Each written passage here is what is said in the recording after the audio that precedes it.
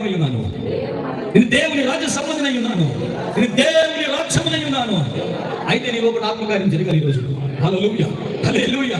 నీ శక్తి కాదు, నీ బలము కాదు. ప్రభు అంటే ఏంటంటే నా ఆత్మ చేత. హల్లెలూయా. చదవండి కదా.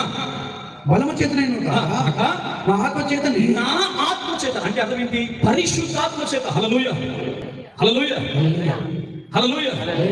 ఎవరి ఆత్మ ద్వారా నీ కళ్ళు విప్పడాలి? ఎవరి ఆత్మ ద్వారా చూడగలగాలి? ఎవరి ఆత్మ ద్వారా రాజ్య సువార్తను చెప్పాలి? ఎవరి ఆత్మ ద్వారా వినేవారు వినాలి? నీకు నాకు మధ్యలో ఎవరు పనిచేయాలి? నీలో ఎవరు ఉండాలి? నాలో ఎవరు ఉండాలి? సంఘంలో ఎవరు ఉండాలి? నీ గృహంలో ఎవరు ఉండాలి? అక్కడ ఎక్కడైనా సరే దేవునికి స్తోత్రం. హల్లెలూయా. దేవుని ఆత్మ కార్యమే జరగాలి.